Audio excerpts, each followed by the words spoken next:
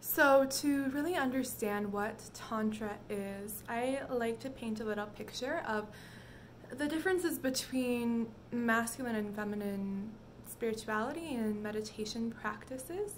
So let's start with the upward facing triangle, which are our masculine practices. These are the practices where we're stepping toward a goal, where we're moving toward, usually the end goal is enlightenment, transcending the body and moving back to the energy of source. Masculine-based practices are mainly what we find and do in much of the yoga and meditation practices out there. We're setting our eyes on something and finding the way to it. Now, the downward-facing triangle feminine path is a little bit different. So if the upward-facing triangle masculine is focused on reaching enlightenment, going right back to the source of complete stillness and oneness and unity, and says everything else is illusion except for that experience of unity. Downward facing triangle says that the illusion, or just that all of our reality, is spirituality. Nothing is more sacred than anything else. And in fact, this present moment, whatever it is that you're experiencing through the sense gates, through the body, is the way toward embodiment, enlightenment, and spiritual awakening.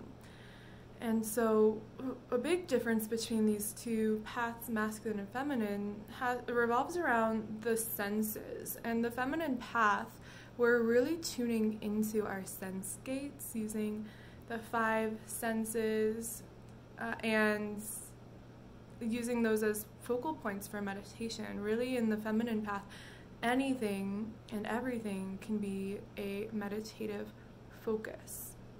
This represents the feminine and her wild chaos and movement and unfixability. Now, the masculine path of meditation is much more focused, and it's about turning the senses off, retreating from the outer world inward, and tuning in to the inner landscape.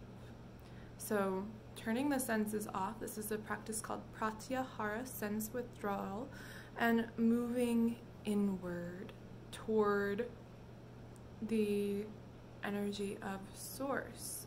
So we can think of masculine inward and upward, feminine outward and downward. Feminine practices being that we are engaging with the world outside of ourselves. This is the tantric path.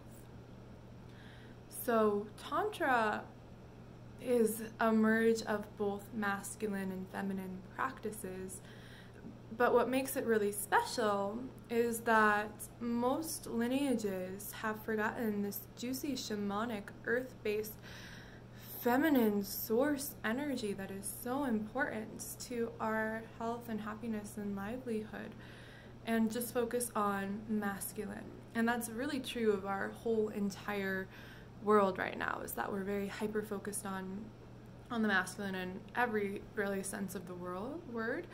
And what's really cool about the time we're in is that there's this awakening toward feminine energy, and that happens in our spiritual practice as well. And we recognize that, oh, it's not just about retreating in and going on retreats and becoming a monk and retreating into the forest and not being around people who feel like bad influences and never doing the things that aren't spiritual because they'll pull from your soul.